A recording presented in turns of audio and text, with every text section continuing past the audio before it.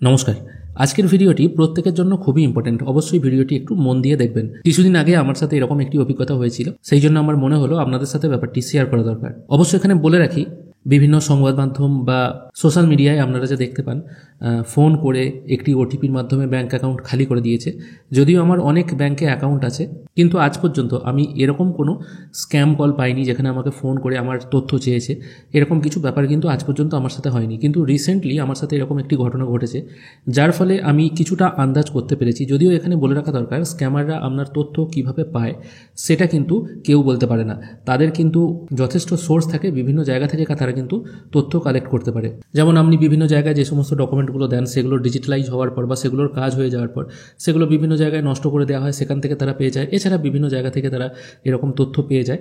এবার অ্যাকচুয়ালি স্ক্যামারদের কাছে ইনফরমেশন হলো ওয়েলথ, ঠিক আছে? তাদের কাছে ওটাই সম্পদ, তাদের কাজই হচ্ছে ওটা। তো আমার সাথে রিসেন্টলি যে ঘটনাটা ঘটেছে সেটা আমি বলছি। রিসেন্টলি আমি একটি ব্যাংকে অ্যাকাউন্ট ওপেন করেছি, যেটা আমার নয়, আমার স্ত্রীর। আমার ওই ব্যাংকে অলরেডি অ্যাকাউন্ট আছে, আমি আমার স্ত্রীর জন্য একটি অ্যাকাউন্ট ওপেন করেছি।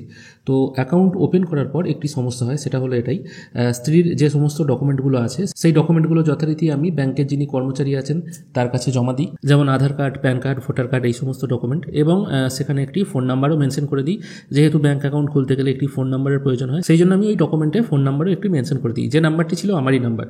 এবার অ্যাকাউন্ট যখন ওপেন করা হচ্ছে বা প্রসেস চলছিল, তখন দেখা যায় যে ওই ফোন নাম্বারটি দিয়ে অলরেডি অন্য এক ব্যক্তির অ্যাকাউন্ট ওপেন করা আছে, সেই জন্য ওই ফোন নাম্বার আর ইউজ করা যাবে না। তো এরকম যখন প্রবলেম আসে, আমি যথারীতি ব্যাংকের কর্মচারীকে সমস্ত ডকুমেন্ট দিয়ে দিয়েছি। তিনি অ্যাকাউন্ট ওপেন করার সময় আমাকে ফোন করেন এবং উনি আমাকে বলেন যে এই নাম্বার দিয়ে যেহেতু আমার নিজের অ্যাকাউন্ট খোলা আছে, সেই জন্য সেম ফোন নাম্বার দিয়ে আমার স্ত্রীর অ্যাকাউন্ট খোলা যাবে না। সেক্ষেত্রে একটি নতুন ফোন নাম্বার দিতে হবে, যে অ্যাকাউন্টটি আগে কোনো দিন ওই ব্যাংকে ব্যবহার করা হয়নি।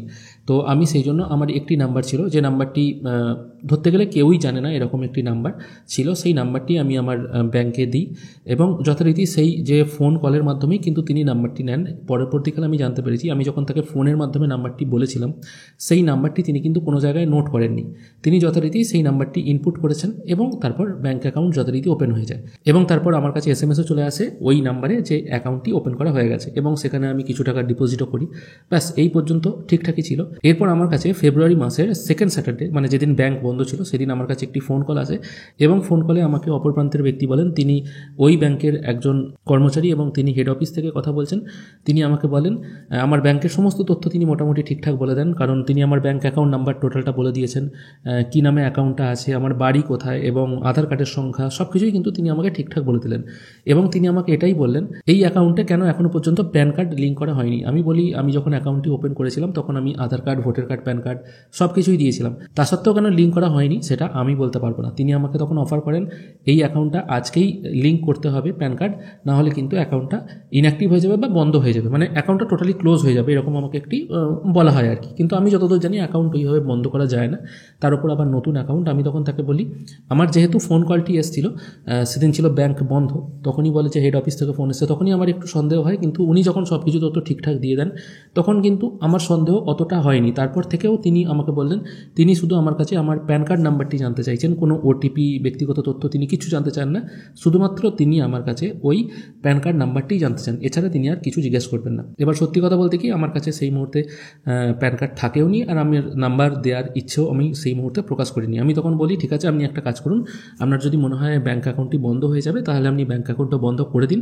আমি কী করে ব্যাঙ্ক অ্যাকাউন্টটা চালু করতে হয় সেই ব্যাপারটা আমি জানি, আমি ব্যাঙ্কে গিয়ে আমি প্যান কার্ড সাবমিট করে ব্যাঙ্ক অ্যাকাউন্ট চালু করে দেবো। উনি বলেন, ব্যাঙ্কে আপনাকে যেতে হবে না, আপনি এখানেই দিন, অ্যাকাউন্টটা চালু হয়ে যাবে। তখনই আমার মনে একটু খটকা লাগে, ব্যাঙ্কে যেতে হবে না, ফোনে বললে অ্যাকাউন্ট চালু হয়ে যাবে, এরকম কোনো দিন হয় না, কারণ এইরকম তথ্যগুলো সাধারণত স্ক্যামাররাই চায়। তো তখন আমি মোটামুটি শিওর হলাম। তারপর থেকে আমি আর কথা বাড়াইনি, যেহেতু আমি তখন তাকে বারবার ডিনাই করছি, আমি কোনো রকম তথ্য এখানে দেবো না, আপনার যদি মনে হয় অ্যাকাউন্টটি বন্ধ করে দিতে হবে, আপনি বন্ধ করে দিতে পারেন।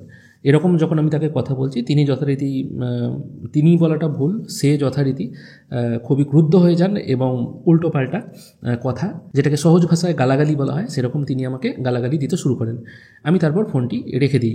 এবার প্রশ্ন হচ্ছে এটা, যে ফোন নাম্বারটি আমার বাড়ির লোক ছাড়া অন্য কেউ জানে না, আমি কোনোদিন কোনো জায়গায় ফোরকাস্ট করিনি, সেই ফোন নাম্বারটি ওই ব্যাংকে অ্যাকাউন্ট খোলার পর কিভাবে স্ক্যামারদের কাছে গেল। এরকম নয় যে ওই অ্যাকাউন্টে অলরেডি আমার ইউপিআই আছে বা আমি ওই ফোন নাম্বার ইউজ করেছি কোনো জায়গায় লিখে দিয়েছি, এরকম নয়। তার মানে যে ব্যাংকে আমি অ্যাকাউন্টটা ওপেন করেছিলাম সেই কর্মচারী বলছেন তিনি কিন্তু ওই ফোন নাম্বারটি আমার কোনো ডকুমেন্টসে লেখেননি। তার মানে আমি ফোনে বলেছি, তিনি জাস্ট ইনপুট করে দিয়েছেন। তার মানে ওই কাগজগুলো তিনি যদি ফেলেও দেন, তারপর যদি কেউ সেই কাগজ হাতে পেয়ে আমাকে ফোন করে থাকে, তাহলে তার পক্ষে আমার অ্যাকাউন্ট নাম্বার জানা সম্ভব নয়। আধার নাম্বার তো সে পেতে পারে, যেহেতু সেই আধার কার্ডটা আমি দিয়েছি বা আধার কার্ডের জেরক্সটা আমি দিয়েছি। অ্যাকাউন্ট নাম্বার তার পক্ষে জানা সম্ভব নয়। কত টাকা ব্যালেন্স আছে আমার অ্যাকাউন্টে সেটাও তার পক্ষে জানা সম্ভব নয়।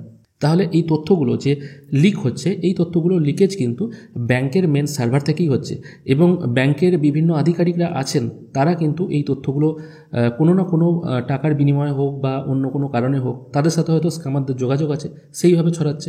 এবং তার থেকেও বড় কথা, আমি একজনের সাথে কথা বলে জানতে পেরেছি পার্টিকুলার একটা এরিয়ার যে অ্যাকাউন্টগুলি ওপেন হচ্ছে সেখান থেকেই কিন্তু এই জিনিসগুলো হচ্ছে।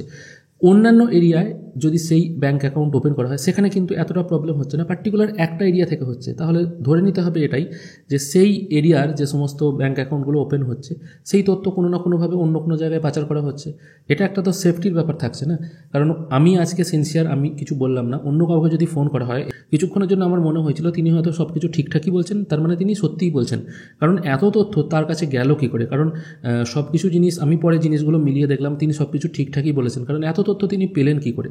তিনি যদি ব্যাংকের ভেতরে সার্ভারের মধ্যে ঢুকে না আমার তথ্য বার করতে পারেন। তাই আপনাদের প্রত্যেককেই বলবো, এরকম যদি কেউ আপনাদেরকে ফোন করে যে তিনি ব্যাংক থেকে বলছেন, এবং আমরা যদি সমস্ত ডিটেল ঠিকঠাক দিয়ে দেন, পার্টিকুলার বয়স্ক মানুষদের বলছি, বয়স্ক মানুষরা অনেক ফিক্সড ডিপোজিট করে থাকেন, অনেক জায়গায় টাকা রেখে থাকেন।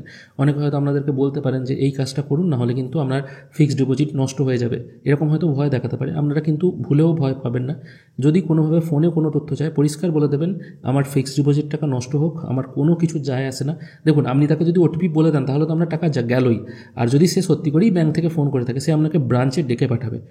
এইভাবে ফোনে ফোনে কিন্তু কোনো কাজ হয় না। যদি ফোনে ফোনে হতো তাহলে ব্রাঞ্চের যে কাজ করেন আর কি, তারা বলতো আপনি এসে কথা বলুন। আপনারা তো বিভিন্ন ব্যাংকে যান, মানে যে সমস্ত বড় বড় ব্যাংকগুলো হয় আর কি, এখন যে 1 নম্বর ব্যাংক যেটা আছে, সেখানে কাউন্টারে গেলে কতক্ষণ লাইনে দাঁড়িয়ে থাকতে হয়, তবে আপনার কাজ হয়।